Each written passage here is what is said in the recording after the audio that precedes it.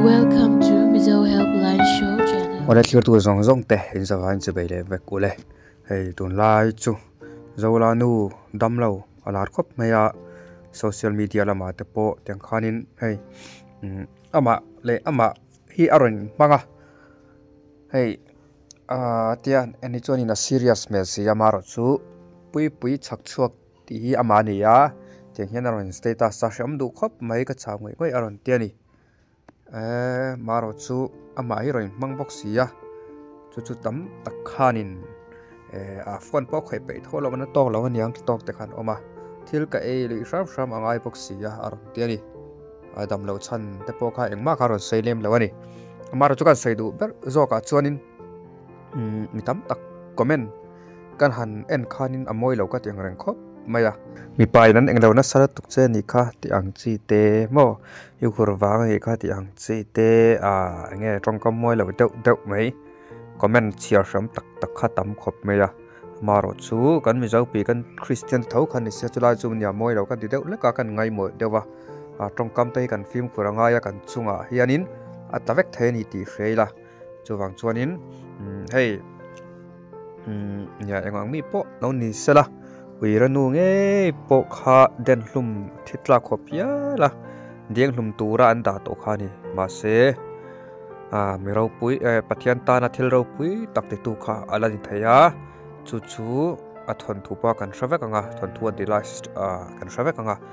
chanchin a po kha isu kha na ngai tama nuwa chon isu phasan le tong ngai lo tu kha khanin athi ni thleng khan isu phasan tong ngai lo tu mo isu tran tu khanin lo trang ve ta ni ti kan muni amaro chu nya tam tak lo ngai dana chonin awi re mai lom tiang kan hu set viau mai thai mo hun lai kan om ve tai la chu ni ke ma ni hi sual nei lo chon teng ro se ke ma ni hi sual nei lo kan niam ti te kha kan na nga ya kan trong kam te hi bol lo tu ka heng te hi nia in fia ngai leng ka hria comment ka share tha se la Christian ma cheng Christian mi le sign te vek tu thau zo wa chul suak ni si bia kin wai khat pola kal ngai lo ang maya trong kam kan chak chuak ta mai thin te hi apoi ka ti sualang chuak le chuak lo ho te hi pathian mit muwa chuan ang khat vek kan sia chungkua kan in en kol na alang chiang thin ka ti aron tia comment thata kani hei ta pohan amit mullem ala sei e mai ala dam tha nga yang trong kam chu ra thlak lom thin ve o ti te ni ya dam thala in simin nun kong pa ngai zo le ngai turin du sakna ka hlane engpo lo dai to ma se in siam thana chang hria chuan me wa nei ani mai nia thok khatlai deuh kharin ti taila nikum lam nge khra chiang che to lawa nikum sa sok nge ta khanin mun thar nei in isu krista kha le chan dam tu waran pom tharin zora tam tak pon zota ro pi khop me ya trong kam vel te po amaro chu alo dai thuk ve to niang har sa ti ve to nge te khan ngaya pokat tuwa zela ten tang le lon lom khania chuwang chuanin nia pathian hei aina sazoka ma aya nge in lam le ta pathian in lam le ta tuna anun ngaya dai lawa akal san thei kha chuanin mo tuna nun ni kal san thei kha chuanin alom pui om don ema chuwang chuanin tongkam man te po kha film khura thei to pa tong trai pui zo kha ngai ka ria be che hur lak lo ri lo tu boxi ho hi an boi thak ti te ni mizo ta tluka racist kan om ka hlo ma se pui ka tuat le ka pui te kan chim lo khero lai hi chu racist ve lo te ni ya he na namang hian taksaril ru tharau damna ro changmol ro se pathian tan ti thailo om lova thil har om hek lo du taka asiam apangai afa ania lalpa ti damna fam kim lo changmol ro se than khat comment thatak tak mai om rual hianin atam zo comment kan chiar khanin tuna mi heu kha chu hi nge nia comment than khat a thatlang lon karon lor khom kha ania maro chu comment than khat ro kha chu nia chiar zui tlak po ni lem lo te po kha he chiara moi po ni lem lo te po kha atam ya chuwang chuan kha chu karon chiar vek lem lo wa facebook a khanin nia comment share te kha chuanin in hrathawin karing ole top na hian share le lok te yang khowele Christian te mit mo tan chuan mi tha chu ani hau lo ve nima sela nuna petu kan nilawa pathian pe kani ti khop mai mishing kan za lo pon asiam tu hi chu kan za Christian kan ina ang pon he swal atanga chuana tur puibom tu tal chu kan ni thei don lom ni trong trai mo trong kam thatarin paisa apung oma puk tu in apung ne na ro thinang hian kan thil ti le trong kam chapui pui te hi kan dam lai nge ya apung oma kan rul le dor le phal tu kan nei hi kan thei hil time ni kan tun lai khoweli song avan pon ra to em nu le pa te u in fa te kan fa te nuna hian mo phurna kan nei chiang ani hati mai meya an saraki mo phurna ani nang le ichung kwa ngei po hetila hian nu lut nge yang che an chung lam kho sakdan rengot en na hun to lo na sa in ngei tu harlul te u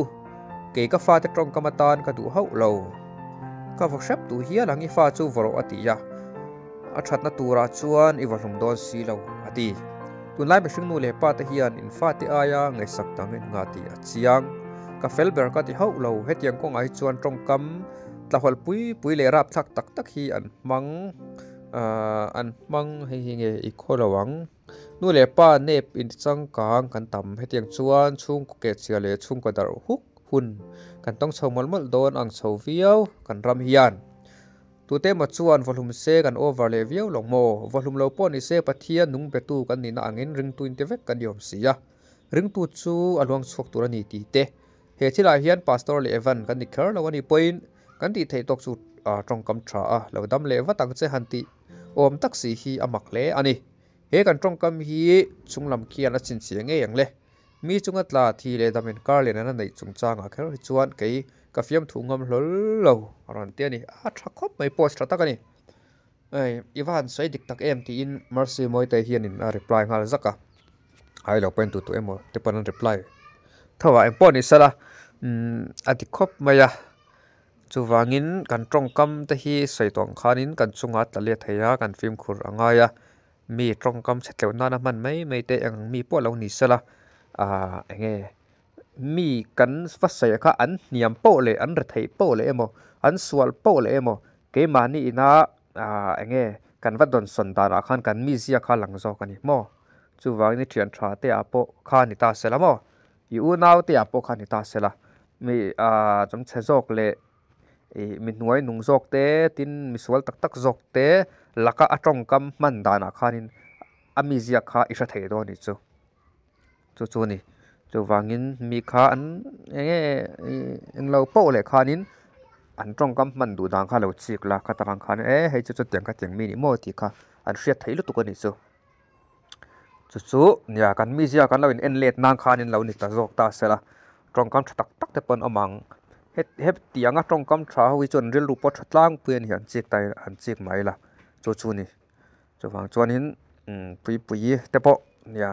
alo dam le thuai theina te po trong trai na te po lan tai la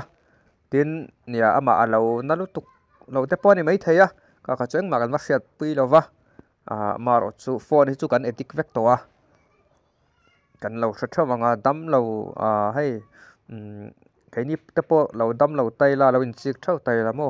phone ka chu kan la khoi tok pai se ni hei cancer stage 4 stage 3 hei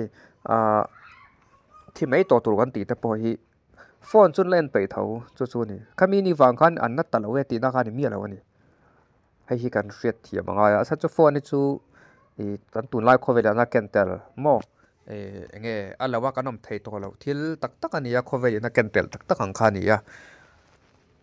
chu wang chuin kan sar thi mai to tu ma ro chu hei an la har deu la ya hei phone la en pe ang chi te hi ka hre nual ani mo mar chu khami ni wang khanin an nat tala we ti na khanin mi ala mani chu ka kha kan wat te dan te kha kan nat ve lo mai awang khanin mo mi nat na kha kan wa hriat thiam pui lo thina hi chu thalo khop mai chu wang chuanin kan sar thi ta mo an thi man la har that mo han la har that tai la an chaw to thawani maro chu khami la phone khoi mel ang chi tho de po ka hre nual ani ang po ni sala nia pui lo dam le wat sela tin hemi adam lo ne te po hi enge patiana mu chua thei zora tur ta atan pon ama pon trong trai pui tai la alom viau zokin karinga khatianga sai a chuanin ama po chak pha zokin karinga ni mo chuwang chuanin teng te hi patian mu chuan a tur ata na nat na te po lo ni ta selamo chunga tan te po chuan tong trai pui tai la ti lai kha karan sai le ni sela wale thlir tu zong zong te in zawai in mang thra hun man wan vek ule